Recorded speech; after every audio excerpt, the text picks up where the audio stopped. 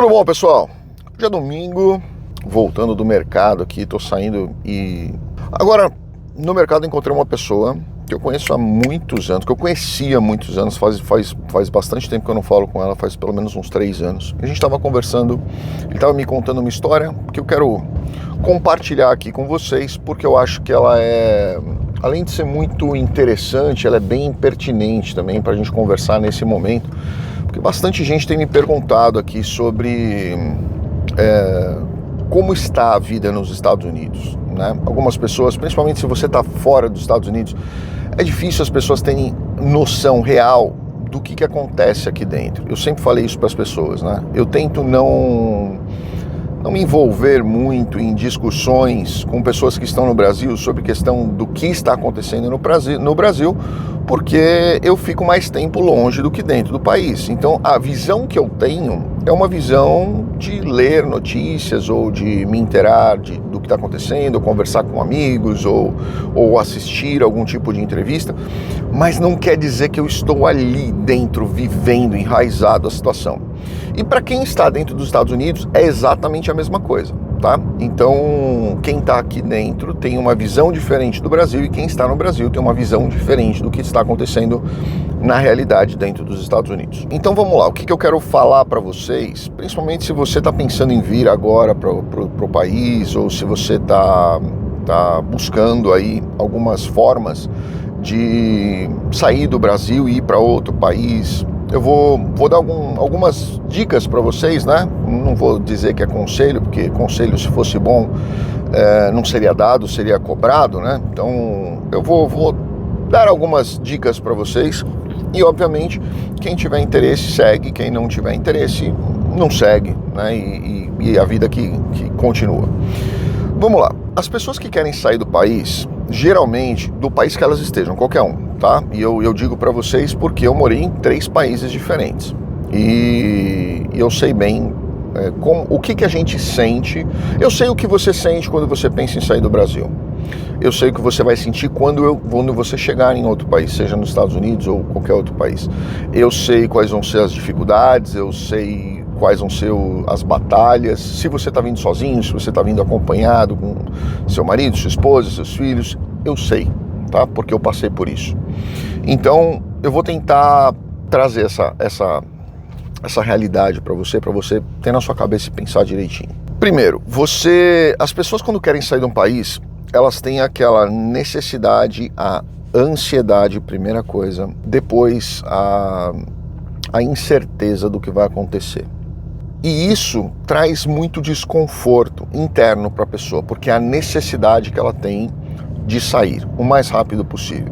Você está descontente com a economia, com a política, com a sua vida, com a coisa com que o rumo o país está tomando, por exemplo, e o Brasil não está num dos melhores rumos que eu já vi na vida, né? Então, assim, eu tenho 50 anos, eu confesso para vocês que eu já vi o Brasil com uma expectativa um pouco melhor do que a gente vê hoje, e principalmente quando você olha para 10 anos, né? Eu não estou pensando em mim, você não está pensando em você está pensando no seu filho, você está pensando na oportunidade que você pode dar para o seu filho. Cada dia que passa, fica mais difícil para ele se adaptar num outro país. Eu passei por isso, eu pensei nisso, né? E eu tinha aquela ansiedade, eu falava, caramba, será que eu vou ter que recomeçar do zero? Eu já tenho 30 e poucos anos, será que não é tarde demais para eu recomeçar? Será que eu vou conseguir? Será que as coisas vão acontecer? Será que eu vou ter ajuda de alguém? Né? Será que eu tenho alguém para me ajudar? E eu vou dizer para vocês que a resposta para tudo isso é não. Eu tenho clientes meus aqui que vieram para cá com 68 anos, né? Que vieram e estão vivendo aqui, montaram negócios e estão tocando a vida deles. Obviamente, você assumir riscos com 68 anos é diferente de você assumir riscos com 32, né?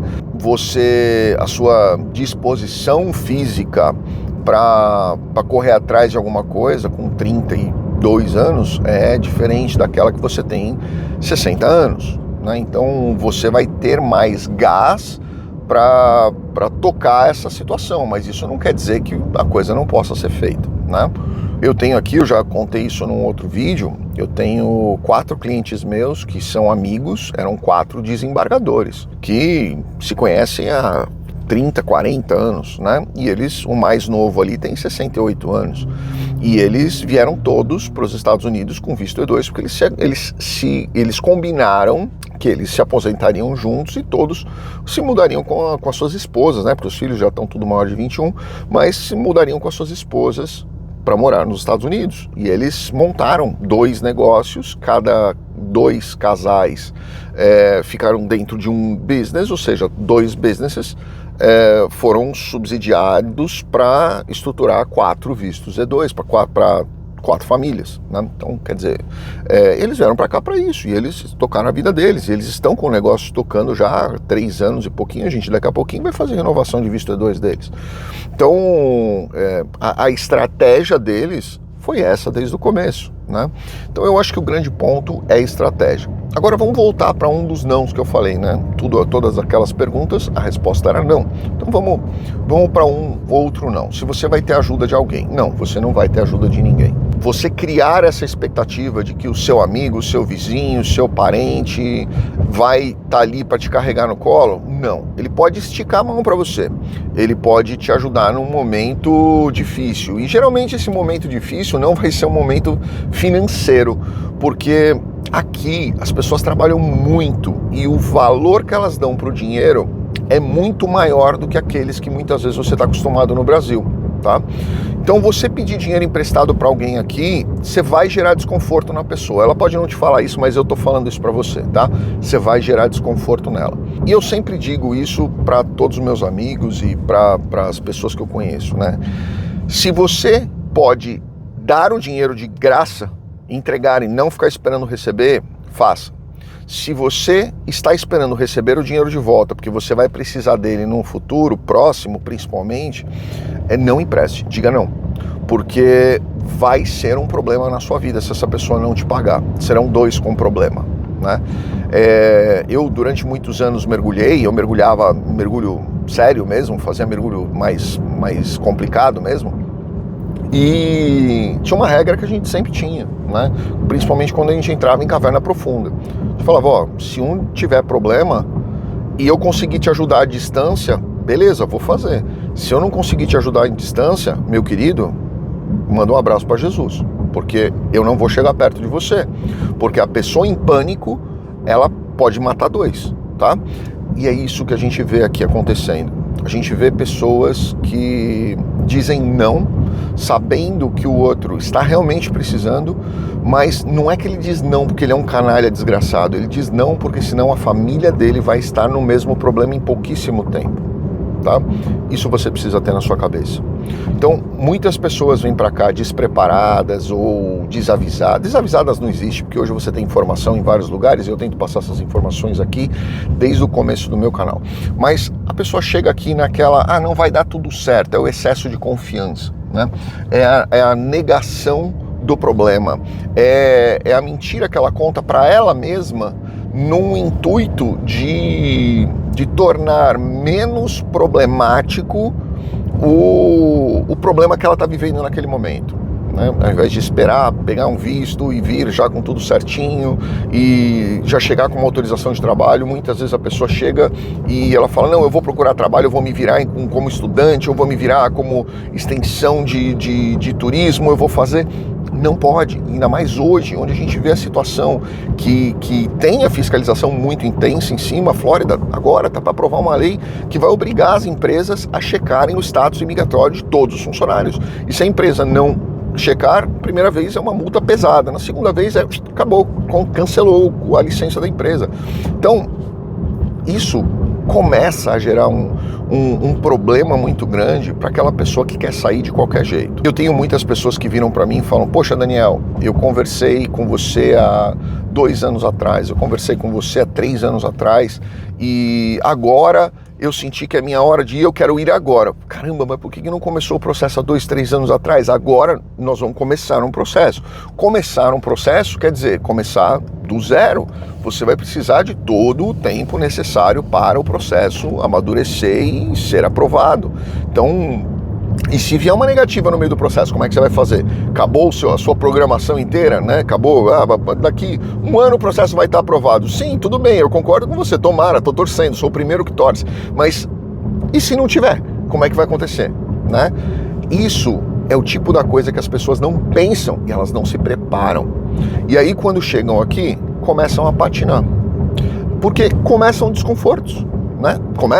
Os desconfortos sempre chegam, eu falo 10 vezes aqui, se você pegar vídeos meus de 10 anos atrás até hoje, vocês vão ver que eu falei centenas de vezes isso. Você vai chegar num país, seja qualquer que seja, que não seja o seu país de nascença, né? O seu país onde você nasceu e cresceu e viveu, você vai sair desse país, você vai chegar num outro país, você vai ter desconfortos, que são desde coisas grandes até coisas pequenas, bobas.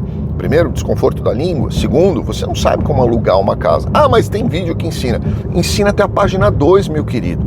Você vai ter uma ideia de como funciona, mas no dia a dia, quando você for ali, quando você fizer uma aplicação, você vai falar, caramba, eu tô pagando um Airbnb aqui, mas eu não consigo mudar porque o condomínio pediu 15 dias para poder fazer a checagem do meu documento e o manager lá do HOA, ele não tá nem aí com a minha prioridade.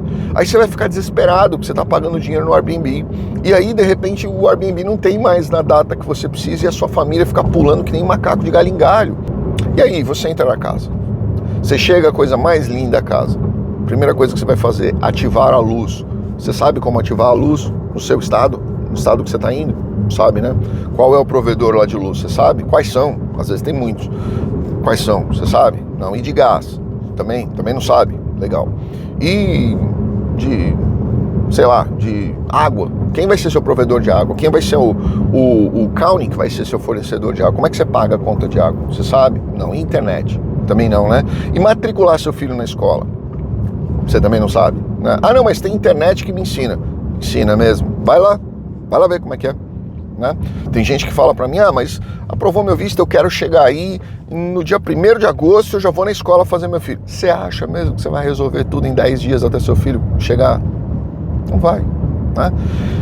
Começam desconfortos. Você vai ter desconfortos. Você vai ter desconforto na hora de fazer a primeira compra do mercado, você vai ter desconforto na hora de configurar os aparelhos dentro de casa, você vai ter desconforto na hora de fazer uma mudança, você vai ter desconforto na hora de montar um móvel. Você sabia que os móveis aqui, a maioria que você compra, seja via internet, seja sei lá, tem várias empresas que fazem aqui, né? Muita gente vai lá no IKEA. Sabia que os móveis do IKEA vêm tudo desmontado para você ter que montar em casa? Você já montou alguma mesa? Ou uma coisa legal, você já montou alguma prateleira? Que prateleira é bacana, sabe aqueles móveis com prateleirinhas? Aquilo ali é uma beleza. Monta uma gaveta, meu caro. Tenta fazer a gaveta da direita ficar nivelada com a gaveta da esquerda. Primeira vez que você está montando. 10ª vez que você está montando. Quero ver você nivelar a gaveta da direita com a gaveta da esquerda. São desconfortos. E a driver's license? Como é que vai funcionar a sua driver's license? Ah, mas eu vou lá no DMV, eu vou tirar. Você vai mesmo? Tem gente aqui com status que não consegue tirar a carteira de habilitação, porque o DMV é um serviço público, né? As pessoas dentro do DMV, elas não ganham todo aquele salário que elas gostariam de ganhar.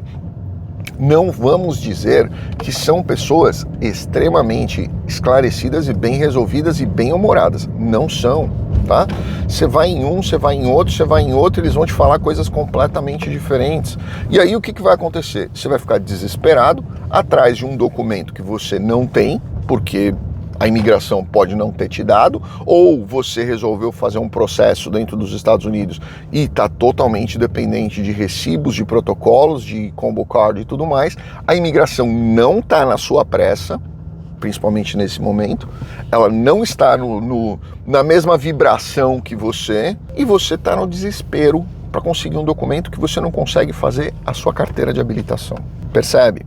São coisas simples que no Brasil você liga para um despachante. Você não liga para um advogado no Brasil. Mas aqui você vai ligar para quem? Aí você pergunta para o advogado. Pô, mas como é que eu vou conseguir tirar uma carteira de habilitação? Eu também não sei, porque cada DMV tem uma regra diferente. Cada um vai te pedir uma coisa e talvez, se você for no mesmo DMV conversar com um agente diferente, o outro agente vai te falar alguma coisa diferente do que aquele primeiro te falou. Um pode ser mais gente boa, pode te conceder, né? Ele vai olhar a sua documentação e tá tranquilo. O outro pode não ser tão gente boa, porque ele não tá afim de pesquisar, ele não tá afim de perder mais do que 5 minutos ali resolvendo o teu problema. Isso vai gerando desconforto, né? Então esse é o ponto que eu falo muito para as pessoas. Tomem cuidado com os pequenos desconfortos, porque não vai ser um, são vários. E quando você coloca vários desconfortos dentro de uma mesma caixa, eles transbordam, porque são muitos, pequenos, mas são muitos. E isso gera para você um momento que pode não ser legal na sua mudança. E se você somar isso a um problema financeiro, eu sempre falo isso para os meus clientes, tá? É muito confortável você chorar sentado na base da Torre Eiffel tomando champanhe francês numa taça de cristal. Agora, você chorar sentado na sarjeta pensando como que você vai pagar o aluguel da semana seguinte, Deus nos livre e guarde. É totalmente diferente. E quando você chega aqui sem documento, você chega, aqui ou em qualquer outro país, você chega completamente refém de uma situação que não depende das outras pessoas e muitas vezes não depende nem da sua boa vontade. Depende da boa vontade de terceiros que a gente não tem controle, que você não tem controle, que o seu advogado talvez não tenha controle, que talvez as pessoas em volta de você não consigam nem te ajudar nisso, né? E aí? Aí a gente vê um outro cenário. As pessoas que elas ficam tão ansiosas, tão sufocadas, que elas simplesmente querem sentar e desabafar com alguém. Elas querem sentar e conversar com alguém e desabafar, colocar aquele problema para fora. Só que ela vai desabafar com quem? Ela vai desabafar com o amigo que está no Brasil? Ela vai desabafar com a mãe dela? Não, ela não vai.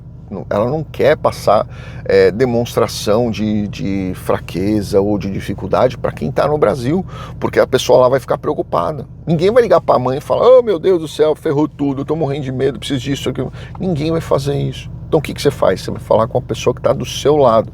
E essa pessoa que está do seu lado está passando pelo mesmo problema que você. Então ela não quer ouvir mais problemas, porque se ela engolir as dificuldades de todo mundo que for contar os desconfortos, ela surta, ela vai sair dali e vai para um psiquiatra, né? Então esse é o ponto que eu falo para todo mundo. A mudança, ela exige muito das pessoas, muito emocional, não é nem a questão só financeira. Financeiro é um dos problemas, é uma das preocupações, mas tem muitas outras coisas que você precisa parar, pensar e ver se realmente aquele preço é o que você está disposto a pagar. E não é um preço que seja impossível. Eu passei por isso sozinho, eu e meu filho. Meu filho era bebê, novinho, bem novinho, quando eu me mudei, sozinho. Sou pai solteiro, já falei isso aqui para todo mundo, né? Alguém dizer para mim: ah, mas eu não consigo trabalhar porque eu tenho um filho para criar. Desculpa, isso é uma desculpa que você contou para você mesma, porque eu não tive essa oportunidade, eu não tive essa opção, eu não tinha outra opção, eu tinha que tocar minha vida, eu tinha que trabalhar desde sempre, eu tive a guarda do meu filho desde que ele nasceu, sempre morou comigo, sempre. E aí? E se eu parasse de trabalhar? Né? Como é que seriam as coisas? E se eu falhasse? Né? Todo mundo pode falhar na vida, todo mundo pode dar um tiro errado, pode cometer um erro, qualquer coisa, mas e aí? E se você está sozinho e você comete um erro? Né? Até onde isso aí vai espirrar ou espalhar para aquelas pessoas que você ama? Né? Então, eu assumi alguns riscos, além do que hoje eu assumiria como admissíveis. Se você me perguntasse hoje se eu faria exatamente as mesmas coisas que eu fiz, como eu fiz há, sei lá, 15, 20 anos atrás, não, eu não faria. eu mudaria algumas situações. E eu acho que isso é até um sinal de maturidade, né? A gente vai ficando mais velho, a gente vai imaginando e vai falando, caramba, não precisava ter feito isso desse jeito, não precisava ter feito aquilo daquele outro jeito, não precisava ter sei lá, podia ter feito de uma forma diferente, mas faz parte da maturidade da gente, né? E isso é o que eu gostaria que vocês pensassem nesse vídeo que eu estou gravando para vocês. Na maturidade pré-imigratória, na capacidade que vocês têm consigo mesmo de enxergar, olha, eu vou ter desconfortos, eu vou me preparar emocionalmente para esses desconfortos e eu vou seguir focado nele. Esse é o meu objetivo, eu vou focar no meu objetivo e eu vou me preparar, eu vou me estruturar e eu vou dar sequência nesse meu objetivo de uma forma totalmente fria e racional, porque se você envolve aí as emoções dentro dessa sua programação, você acaba fechando os olhos para alguns problemas que podem acontecer. E muitas vezes as pessoas falam, não, eu não quero ver isso, então eu não vou olhar, então eu não vou enxergar, então eu não vou me preocupar com isso, porque eu não quero simplesmente enxergar esse problema. Mas o problema existe, e o problema está ali, a coisa está ali, ela vai em algum momento chegar em você, né? E as pessoas têm esse senso de negação, de não querer enxergar que o problema vai chegar, mas ele vai chegar, o desconforto vai chegar. Seja da língua, seja o desconforto financeiro, né? Seja você vai ficar bravo quando você for fazer uma conversão Brasil-Estados Unidos e vai pagar $6 de taxa de câmbio. Né? Você vai ficar bravo, todo mundo fica bravo, eu ficar bravo, todo mundo fica bravo. Mas vai adiantar ficar bravo? Não vai. Né? Foi uma escolha que você fez. E eu quero que as pessoas comecem a enxergar e se preparar para essas escolhas, porque senão elas chegam aqui e aí começam a frustrações. Primeiro, frustração de tentar arrumar um emprego sem ter autorização de trabalho. Segundo, começa a frustração de eu vou mudar de status para ver se eu ganho um tempo para ir tentando fazer as coisas. Isso não funciona. A gente está vendo pessoas aqui desesperadas e preocupadas porque elas não têm documento e hoje a fiscalização está cada vez mais em cima. E aí? Né? Quando que as pessoas vão realmente enxergar e levar a questão da imigração a sério como uma mudança realmente de vida e não uma mudança simplesmente de endereço? Esse é o ponto desse vídeo, né? As pessoas se conscientizarem de que não é do jeito que... Eu vejo uns vídeos aí, as pessoas... no primeiro dia você vai comprar um carro de $50 mil. Um mês depois você está dando entrada na sua casa. 3 meses depois você está nadando de braçada. A gente sabe que não é assim, a gente sabe que aquilo ali é mentira de pessoas que estão querendo mostrar para o brasileiro aí, para o Brasil, para os amigos dele, sei lá de onde que esse cara saiu, querem mostrar que são uma coisa que eles não são. Muitas vezes nem visto essas pessoas têm e querem mostrar que estão fazendo, trabalhando aí e estão ficando milionário. Não é assim que as coisas acontecem aqui. Você está acostumado a trabalhar 8 horas por dia no Brasil? Se prepara para trabalhar 14 aqui. Sabe quantas vezes eu fiquei 14 horas direto? Saía de um trabalho, ia para o outro, ia para o outro, ia para o outro, ia para casa, fazia jantar para o meu filho, pegava meu filho, levava na escola, buscava na escola, voltava para casa, trabalhava de casa. Essa é a vida, né? Esse é o preço a ser pago. Então, eu deixo aqui uma pergunta para você. E se você mora nos Estados Unidos, comenta aqui embaixo se eu estou errado, se eu estou falando besteira. Comenta, para ver se as pessoas enxergam, ou talvez eu enxergue que eu estou vendo de uma forma que não é bem essa realidade. Talvez essa tenha sido a minha realidade, pode ser que não seja a sua. Então, comenta aqui se você mora aqui nos Estados Unidos, se o que eu estou dizendo aqui faz sentido ou não. Se você viveu exatamente o que eu estou te dizendo aqui, ou se é diferente, só eu passei por isso, né? Comenta aqui, por favor. Eu quero que as pessoas comecem a entender que essa história de sonho dourado, de que as pessoas vão chegar aqui e ficar bilionárias, vão chegar aqui e vão dar um jeitinho, ou vão chegar aqui e vão arrumar um casamento falso, vão mudar para estudante, e aí de estudante vai conseguir um OPT, porque aí do OPT vai conseguir uma... Para de rolo. Isso não funciona mais. E é isso que eu quero que as pessoas entendam, a consciência de que fazer uma imigração não é mudar só o endereço. Tem muita coisa que precisa ser amadurecida, mudada e estruturada.